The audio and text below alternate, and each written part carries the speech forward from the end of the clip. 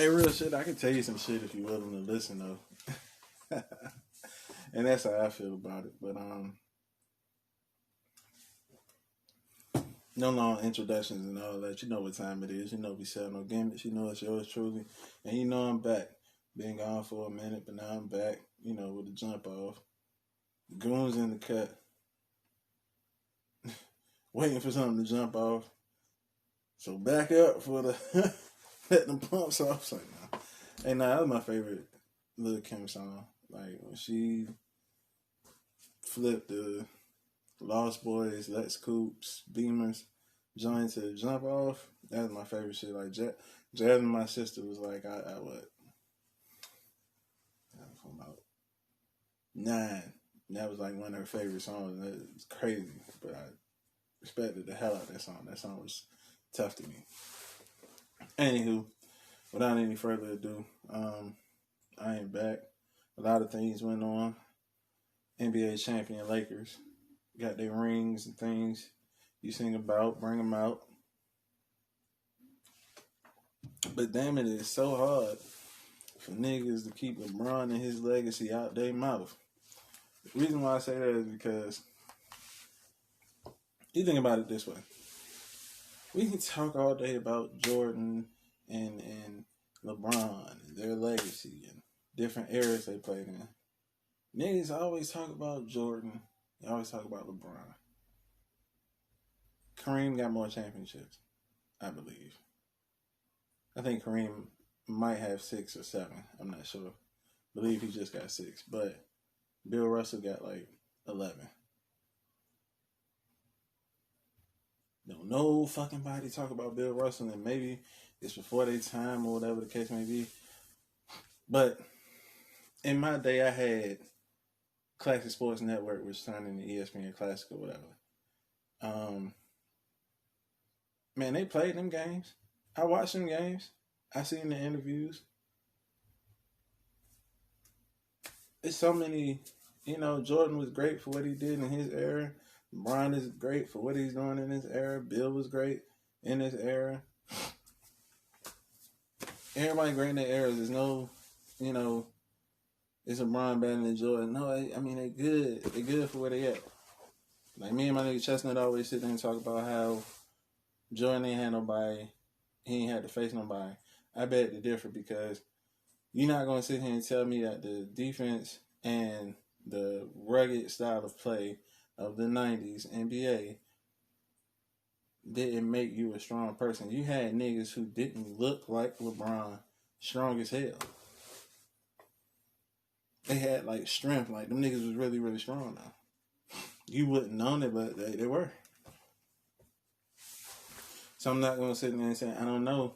LeBron could have been, beasting in Jordan era, being 6'9", 240 pounds out of high school. You know what I'm saying? So who knows? Nobody knows. All I'm saying is LeBron is doing what he's doing. Let that man have his respect, his time. Yeah, he got 4 championships. Went to 6 finals or 9 finals or whatever the case may be. It was like he has 4 rings. That's it. And the man did it 3 different teams. He solidified. Leave that man legacy alone. Give him the respect that he deserves. I'll be honest. Didn't like LeBron.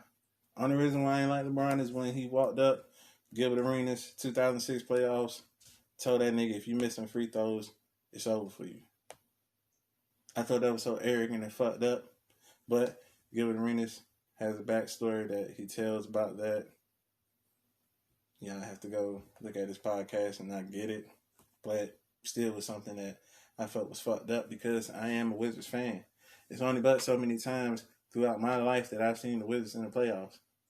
97 against, I think that was the 97 playoffs when they played the Bulls. Like early 2000s, like 2005, 2006. And then more recently, maybe like 6 years ago when they was, tearing up the Hawks and, beating Toronto in certain series. Like, man, The many times that we went to the semifinals, during this last run that we was in the playoffs, I wanted them to go past because I knew that they could beat certain teams. I know they can be up there. I don't know what they're doing. My Washington teams, I don't know what none of them are doing. I mean, I just don't know. Like, the NFC East is trash. Let's go ahead and make it known. Speedy recovery to Dak Prescott and stuff like that. Can't stand Dallas, but seeing something like that, that is definitely something that it's not the greatest thing to see. When that happened, it was kind of like, damn, like you don't want it. You don't want it to happen. Period. That's not something you don't want that to happen to nobody. I don't care if it is Dallas. I don't care if it's a team now. Like you don't want nobody to get seriously hurt like that. And you wish them speedy recovery. Definitely. All I'm saying is that the NFC East is trash. Washington, I'm very critical of because that is my home base, but y'all are not making it easy to be a Washington fan. I know Dwayne Haskins is second year starter. I'm kind of like, if y'all not gonna do it,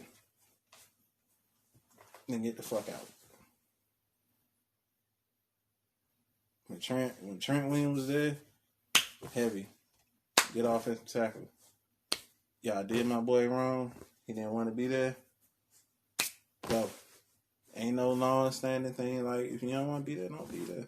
I know you want to be a Redskin. I know the culture, being a Redskin, or, let me rephrase that, being a Washington football team player, it's cool. It's very, it's a lot of people who started out with teams who finished with the Redskins who, forgive me, finished with Washington that are around and surround the Washington area football culture. Your Clinton Portises, your Santana Moss, your Chris Kubies, and it's a brotherhood there, but when you have higher ups that you really can't do nothing about, and it's people that you can't say, well, you're fucking up, you gotta go, because they low key kind of run the shit. Then what can you do? When my Washington teams are not doing good, the only thing that's going for them, like the Mystics won championship last year. Congratulations to Seattle Storm for winning this year's WNBA championship. Always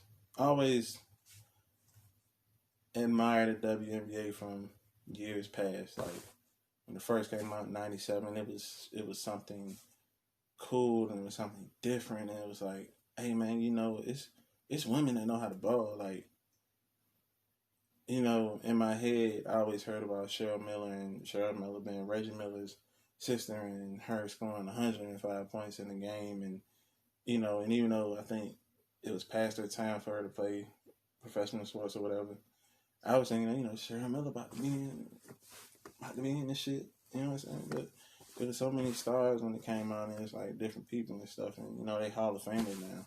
They want to do great things. WNBA has always been fascinating to me. Not because they women playing basketball, but it was just always fascinating because I like to see it's a change of pace. It's different. I like it. Appreciate it. But yeah, back to like Washington and stuff like that. The football team, yeah, Dwayne Haskins. I don't know. I don't know what the future is going to hold for Dwayne Haskins. Are we going to sit there and keep him? Y'all trying to trade him? I don't know. We know when we was getting him, people didn't want him, people did want him.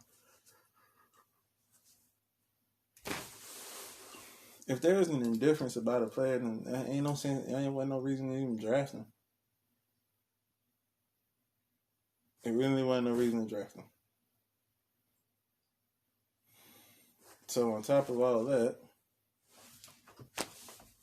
what do? Do you sit there and let Kyle Allen get it started? Alex Smith, greatest comeback story. Damn near lost his life. Damn, you know, let alone almost lost his leg. You know, ain't played in 2 years. Returned to the football field.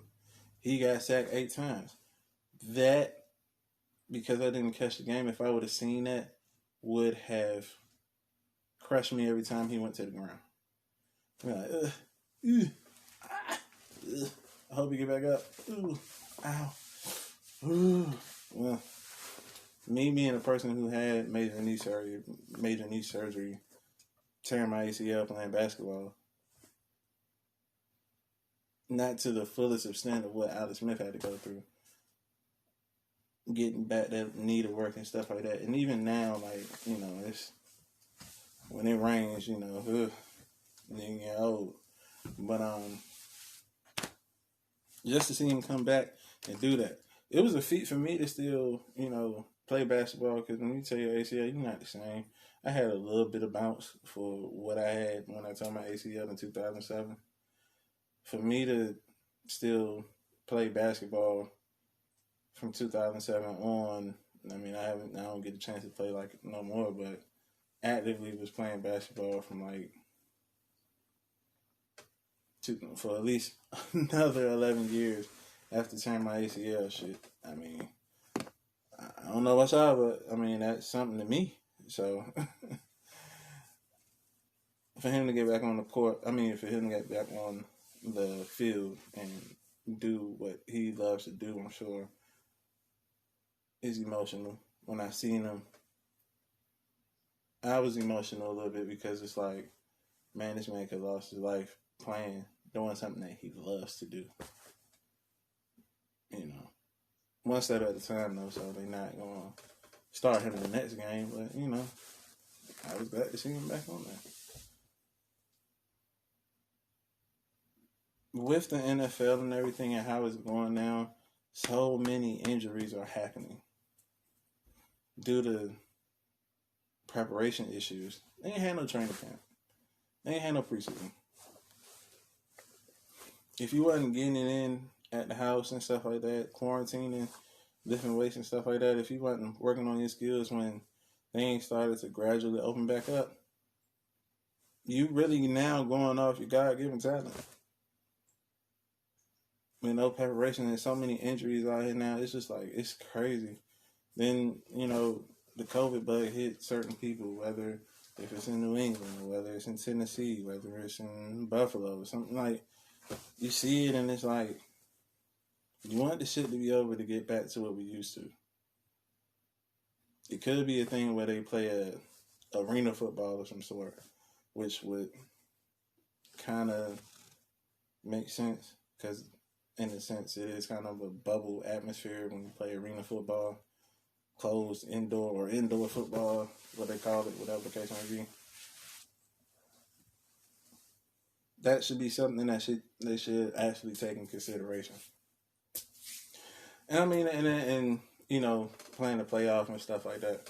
I mean, you can gradually get some people out there if, you know, whatever cities and states don't have high listings of COVID cases.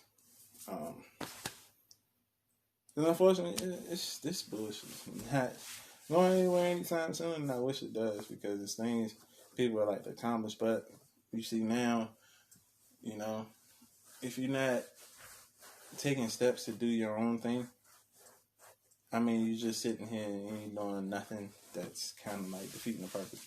This is time for people to get on their shit.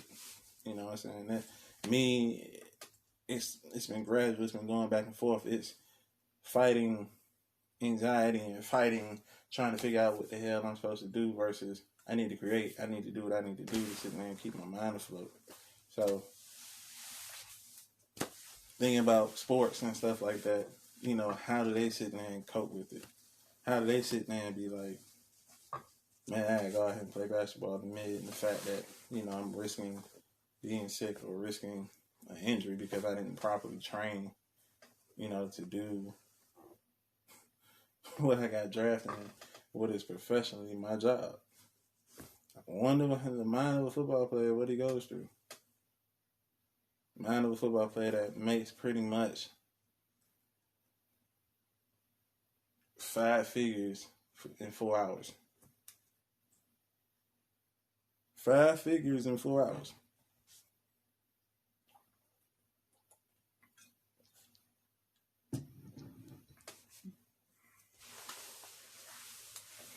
Sit on that. 5 figures in 4 hours. That's crazy. I don't know. Thinking about a lot of things that been going on lately and stuff like that. I know I missed some things. It's been since maybe August since I did a episode, and man, you gotta push. You gotta find that creative space, man. And sometimes I have to push myself into getting back in that creative space. It's tough when you're sitting there and I'm the type of person that takes on the weight of certain things. I wish I didn't. I wish a lot of things that don't have an immediate impact on me, I wouldn't have to deal with. But I do for some reason. Don't know why. On top of everything, is just trying to create, trying to make content, trying to, you want to do things to keep your mind, like I said, keep your mind afloat, because you can get lost in all this shit, and then, you got presidential debates and stuff going on, and, even starting with that, I am going to vote. We'll be there November 3rd, standing in line, waiting on me to cast my vote. And it's not, and the damn show ain't about the president. It's about them other folks, the mayors, governor, politicians, the people in your specific state, city, district. I mean, I kind of look at it like this. Me being in retail for a number of years, and me being of management in retail, and going away from retail because it's just like retail is a job that's for the most patientest person, and people say I'm patient, but I lose my patience very quickly. I just don't let it show on my face. The point I'm trying to make is, you have two type of people that are leaders. You might have a store manager that thinks they know something, and then you have a store manager that is hands-on, that'll get dirty. If I did wait it out that long, if I was to ever got in a position where I can get a full time, I'm a full store manager, I'm hands-on with it. I'm getting dirty with it. Like, I'm getting in the trenches with my people, with my team. Yeah, I'm going to sit back, and I got to take care of and oversee the whole operation of the store. And remember that word oversee, because I'm going to get to my point. I'm just the type of person, when I was assistant manager in certain stores, I had to oversee the running of the store when the store manager was gone. Look at the development of people, and see their strengths, their weaknesses, schedule, make sure people get paid correctly, all type of shit. So you have that manager that oversees everything and don't do shit, but then you have somebody who's hands-on. President, to me, is like that manager that oversees things, but not really hands-on. And being hands-on is just like, I'm going to go do it. I'm going to say this, and I'm going to go get it done. Instead of selling us dreams and wishes and all that shit. I mean, that ain't nothing that nobody really want to hear if it ain't going to get done. So, when you go to them polls and you sit there and see all them other people, you might don't know the familiar names, but of course you're going to see Trump, Biden, Harris, Pence. Okay, you know them. You know them. You know what I'm saying? You know them 4 people. You hear it every day. But think about other people that's on there. Think about, like I said, your mayors, your governors, politicians, senate, all type of people. Because some of these motherfuckers are the ones making these laws. Some of these motherfuckers are the ones that let Breonna Taylor's murderers go. You know, it started from there. It started from the law, and a lot of people speaking on a lot of things, a lot of high celebrity black people are trying to make moves and stuff like that, and just thinking about the debates and then on top of that, 45, and his antics and things like that, and then him not believing in things, and then things hitting home for him.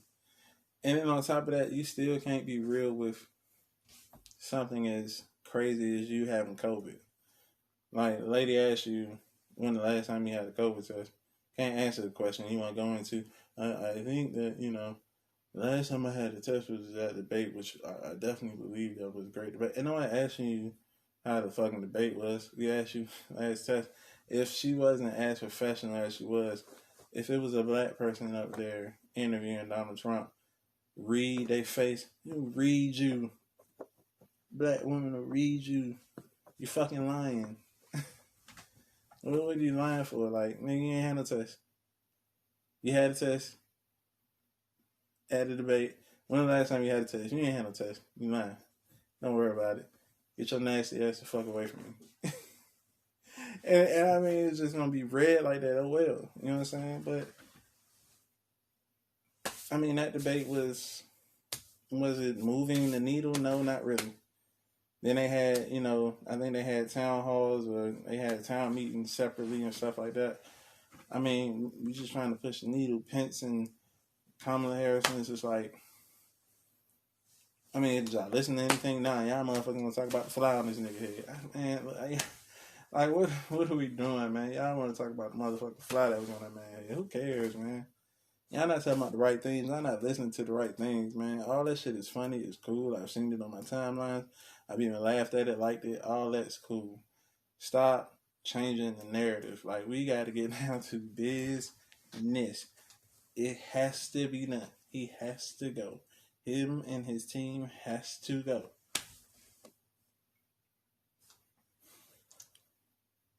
I'm going to get back to my conversation about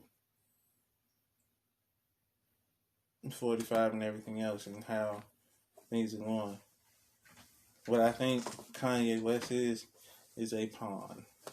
What I think he does is try to sit there and manipulate people to believe one thing and him do another. If you're not solely understanding the music, I have bought a book which I need to get back into reading and finishing up. The Business of Music, The Business of Music. Is a book that I have. I don't have a code and none of that crazy stuff. Just a little drainage, part of life. It's a book about the music business, and in between the time I was not doing an episode, Kanye had threw out some Twitter posts about him, wanting to see change in the record company and stuff like that. Wanting to see change in different things. When, me and record companies and stuff being more artist friendly. I mean, he wasn't. As Big Sean eloquently described recently, he was definitely not. I think he gave $15,000 to Big Sean when he signed. Anybody coming from anywhere would, that's coming from nothing would sit there and be like, man, shit, I'm not about to sneeze at this 15,000. It's gonna go to something. Whether Sean went to go, Sean, at the time then when he first came out, we talking about 2007. Hey, this nigga was fly as nigga. Tisa wearing, varsity jacket wearing, true religion. Like, nigga was fly, nigga. Like when he came out. Now, if that went to that or went to doing something for him and his family, whatever the case may be, $15,000 you're not going to sneeze at. But him being 10, almost 13 years in the game, he knew that wasn't shit. He grew the fuck up and knew that wasn't shit. It takes him growing up to do. But in 2007, you fresh out of Detroit streets, you're not going to sneeze at $15,000. I'm just going to tell you that right now.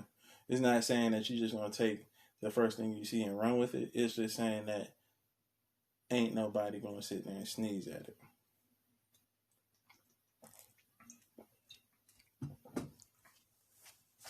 Excuse me. So what's going on. And my point to that is that, like, music business is a very fickle thing. A lot of words, not even made up words, but a lot of legal jargon that's in music contracts and stuff like that. And to his point, Kanye was talking about how the contract should be in layman terms, able to read and stuff like that. It's cool. That's fine. The reason why I'm speaking on Kanye is because video post that he posts about him having some votes and shit like that. He really, really, really thinks that he's gonna win this shit, but what you're really doing is stifling votes for your little secret friend 45. My thing is, hey man, get your unbalanced ass the fuck off these ballots. You're not equipped to deal with the world's issues. Not. Your wife has done great things and made people look at her in a different light with her prison reform. And is absolutely awesome in what she did. But as much as most people would be like, damn, Kim Kardashian went from motherfucker who made a sex video to first lady. Not saying it could possibly happen. I mean, look at 45. But the point I'm trying to make is, Kanye West is not equipped to take on the world's troubles. He's not. Because you're thinking about the world. And philanthropy aside, everything cannot be taken care of with a visit and a smile and a photo op. And because you made College Dropout. Real shit. So, I need him to stop stifling votes. The fuck out the ballot. Drop the fuck out. Know you had the money to put up. Hey man, that's great. You do have the money to, build up a campaign and all that shit, but you don't need to be there. It's of nothing, that should concern you, because you are just not stable to do this shit at all. But he on there. I wish a stupid motherfucker would vote for Kanye West. It would be a stupid kid. Heard that nigga talking about, kids don't, bro. Kanye West for 2020 and all this shit. Man, alright. Nobody want to see that shit at all. But, getting back to 45 and all that, and it's just like, the man keep putting his foot in his mouth. And I'm not going to keep on the topic too much, but he does. He definitely keep putting his foot in his mouth. And, early morning when I was sitting there and, trying to get my bearings together and kind of like trying to get up for the day, I'd be sitting there looking at news. And, I'll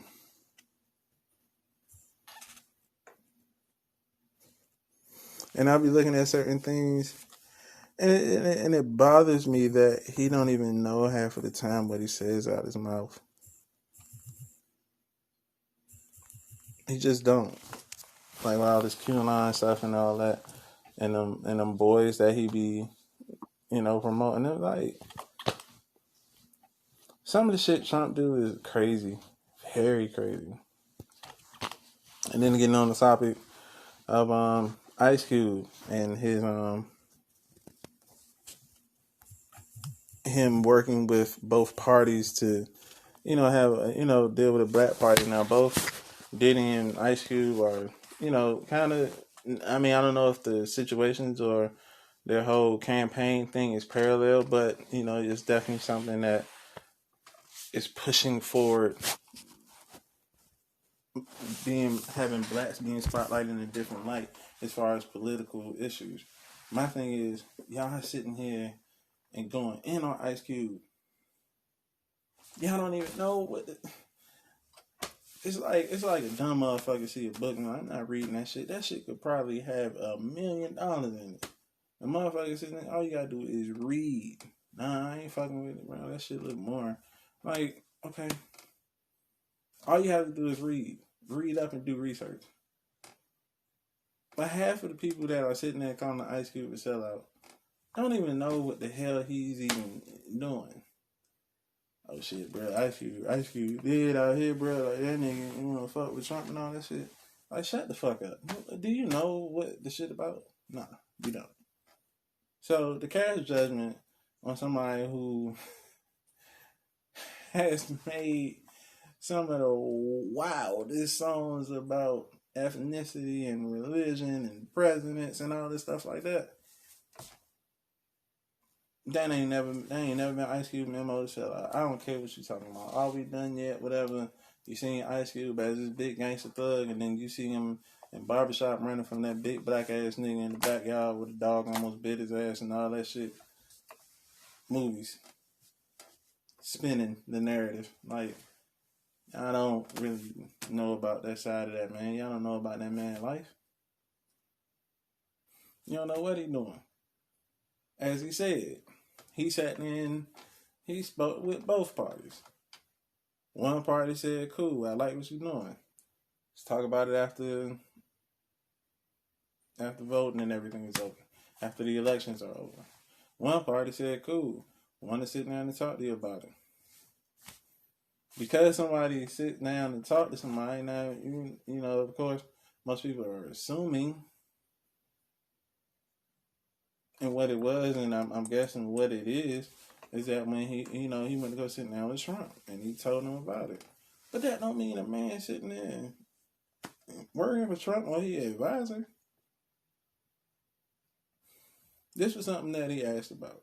This is something that whoever was in the Trump party asked about him and told him to sit down.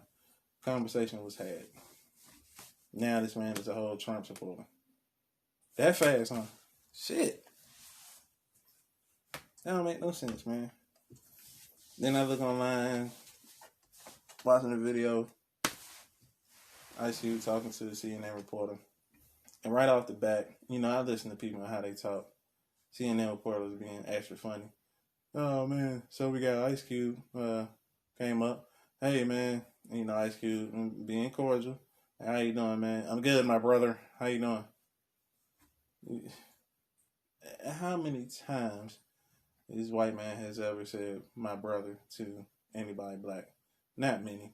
The only time you probably talk like that is when you probably seen Hulk Hogan in WWF. Listen here, brother. Like, you might as well did it in that voice, and it would have seemed more authentic than you just saying, I'm glad to have you here, brother. That's your fucking brother.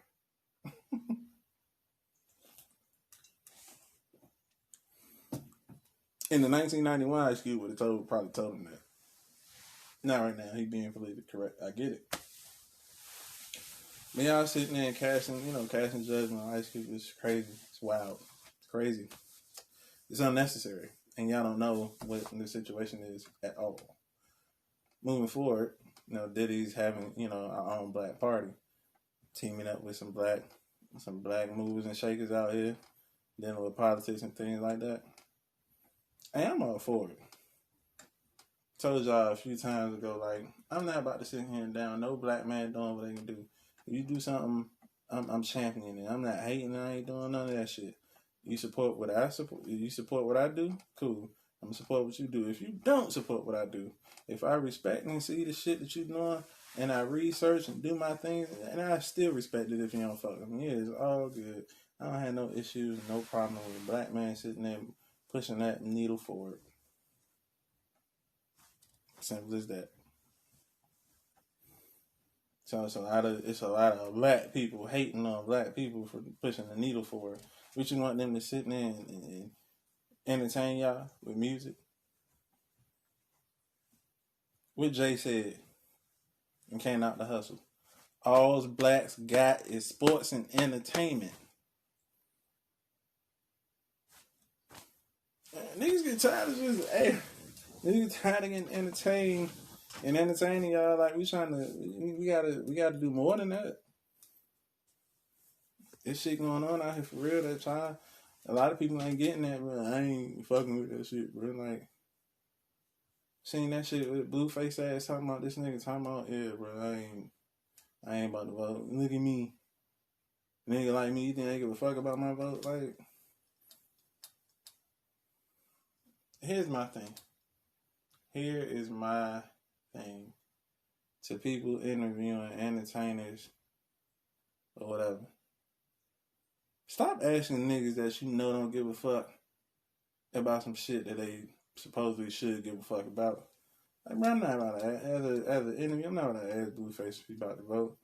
No, your stupid ass. Ain't not about to vote, nigga. Like, come on, man. Like, that's something that ain't even gotta ask. I ain't gotta ask you that. I'm not even about to ask you that. Like, bro, what you got? You got new music? Cool. What you doing? You sitting on Cash Money West? Still fucking with Whack 100? Still fucking with Birdman? That's what's up. Who you got? Who your features? Boom. You out here got this new money and everything. Doing good. Everything good. Fam good. Cool. Boom. Interview over. Now about to ask this man about are you voting? Like, no. Like, that's shock value shit. It's just like when they used to ask, like, you know what I'm saying? How you feel about Tupac? Or you about Tupac's music? And you asking these niggas that was born in 2000 and 2001 and stuff like that. Now, don't get me wrong. Tupac's legacy lives on and it's going to continue living on. By 2000, these niggas was born. You know, Pac being dead for 4 years. Not saying that his music tapered off, but until unreleased songs came out, they still was like not old enough to respect it. Because I think the last truly Pac album that had like some unreleased things came out, I would say 2006, 2007. Still, a lot of them niggas was like 7 years old. So you ask these little rap niggas or whatever, the Lils, you know, Tupac, whatever, you listen to Tupac and Biggie, like, that's a loaded question. Now, why are you asking them that? No, they haven't. And they plan on going to. So you have somebody like, forgot the little motherfucking name. Nigga talking about some, his music slow and give Tupac a 2 and shit like that.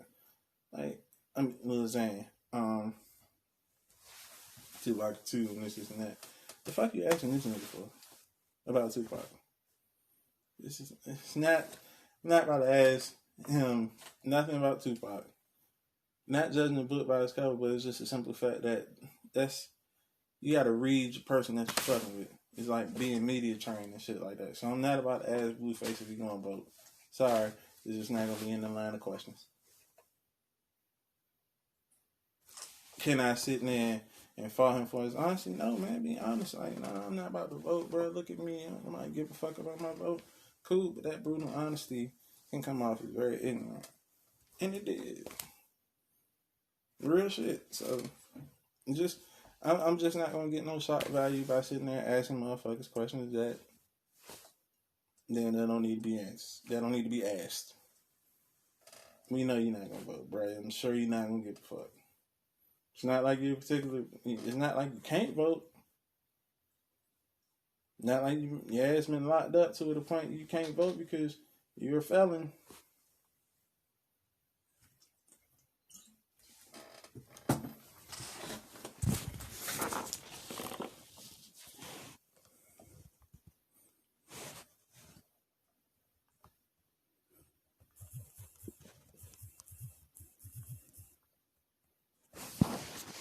I don't know. So just going forward, I don't know. It's no reason to sit there and ask those type of questions. So what's entertainment world? So in the meantime, in between time,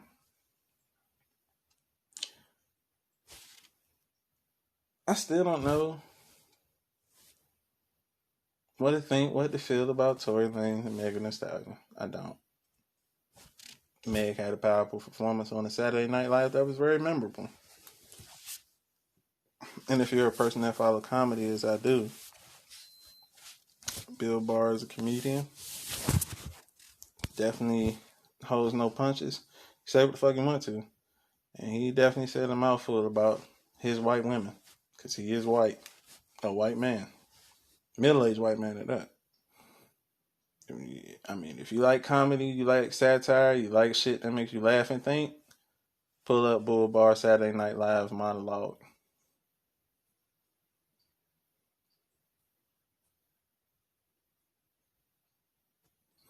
And it's just like the best shit going. And he speaks his mind, and he definitely lets you know how you feel. But then, towards the end, Megan Thee Stallion, great performance of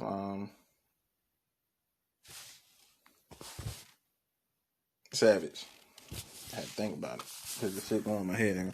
And really ratchet and stupid. What's happening? Like, other than that, it's like I'm thinking Tory Lanez when he went on Instagram. It's like, I know I've been gone for a while. Truth gonna be told around 9:00. I'm thinking brother going live. He gonna sit in there and speak his piece. He gonna say, "Nah, I didn't do that shit." He was gonna, or whatever. Nigga put out a whole album. Put out a whole album. I haven't listened to it yet. I haven't gotten a lot of music I listened to. I haven't listened to. There's like a lot of good shit out. Like between rap and R&B, like it's a lot of good shit out. I haven't gotten a chance to listen to it yet. But will I say is it bad timing? I would probably say so because nigga, you ain't really said nothing. Still a great artist, rap your ass off. Sing whatever the case may be. But you ain't really said nothing about the facts. Like Megan came out, no makeup. Yes, this nigga Tory shot me. Allegedly. Supposedly. But I mean, you saying that it didn't happen, or you giving hypotheticals, nigga, now you charged. Now you looking like you facing 22 years. I don't know.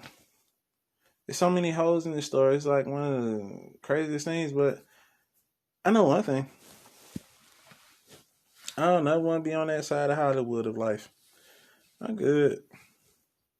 It's like Bermuda Triangle. Like, niggas over there don't come back right.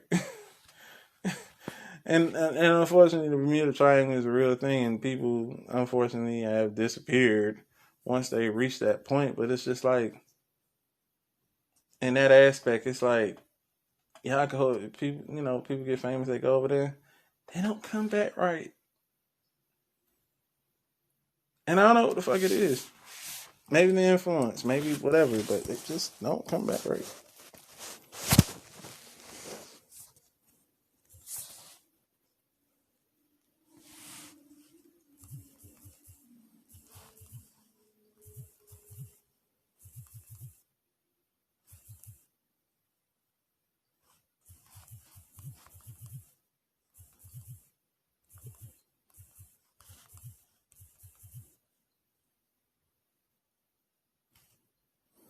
So, and I had to get my thoughts right because it's just like, what is it that you could probably make people pissed off about? And it's like what you did is not, it didn't work. It didn't work for you to put out an album. Women cool to have them sit down and interview of some sort. It's just, I don't know. It's kind of hard to say something when this stuff getting in the court. and how everything plays out. Like, this is when I wish, court TV was a real thing. Like, I know it is. Like, court TV, for people, at cable, whatever the case may be, court TV would show, like, legit in live court proceedings of fucking murderers and crazy shit. Like, court TV, remember back in the day, court TV had a telecast of, like, Timothy McVeigh, Oklahoma City bomber, death. He was about to get. I don't think he was about to get the chair, but he was about to get lethal injection, and they telecast that. I remember that. I was like, what in the world? And why would they show that, man? But they showed, like, court proceedings of major trials. They don't really show that. Now I know they have the channel on Pluto, I think, or a few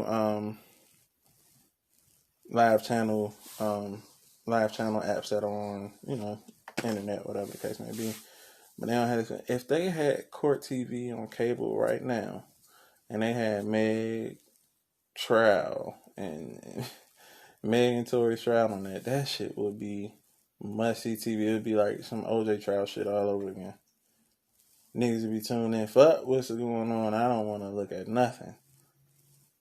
I'm looking at this damn trial. Looking at the trial 9 hours straight. Had breakfast, lunch, and then I ain't turn the channel. Glued. I don't know, man. I don't know how this is gonna turn out. I hope, you definitely want to hope for the best for both of them in the sense of,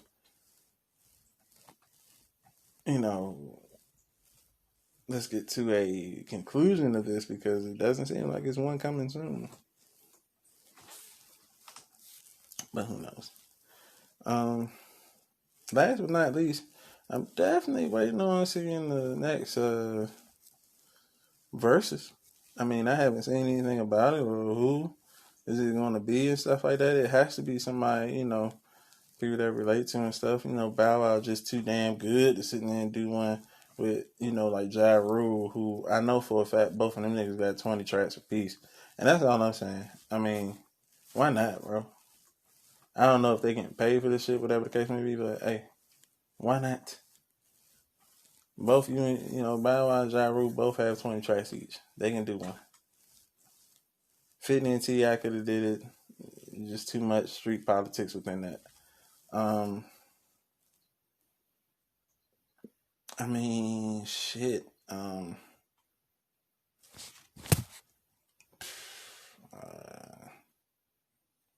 trying to think. I'm trying to think of some dream matchups. Like, who would have 20 tracks? Like,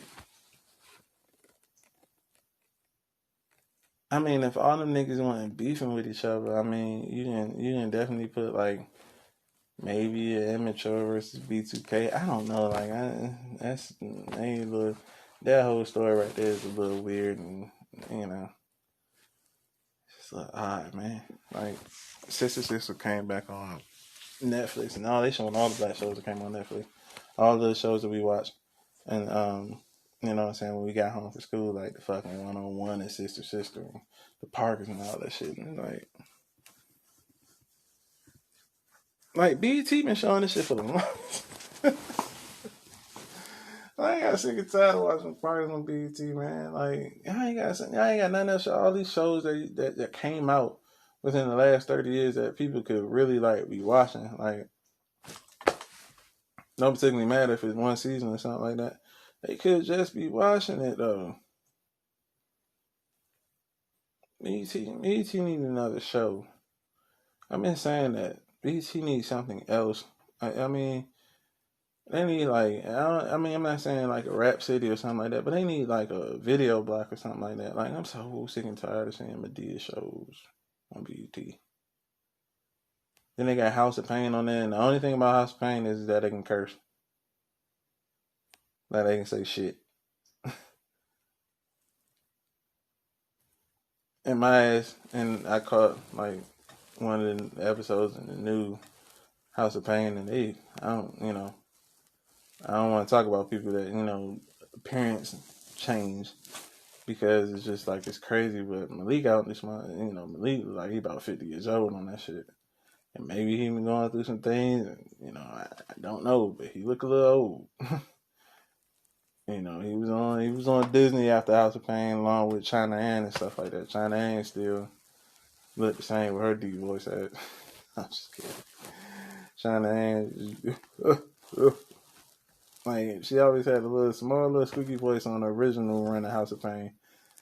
And looking at her on Black Lightning and stuff like that, I do appreciate her because it was actually cool to see her on Black Lightning and her finding out she having powers and stuff like that. I like Black Lightning. If you have not watched Black Lightning, you should. It's a great show. It's on Netflix. Definitely come on CW. Definitely told people about it, and they definitely tuned in. They found themselves liking the show, watching the seasons and stuff like that. Black Lightning is a good show. Hopefully they keep that going. A lot of shit on Netflix, and I don't ever get to watch and stuff like that. And I appreciate the good people that fuck with me, hold me down on the Netflix and stuff like that. You know exactly who you are, and I ain't gonna say nothing because I ain't no snitch. But thank you for that.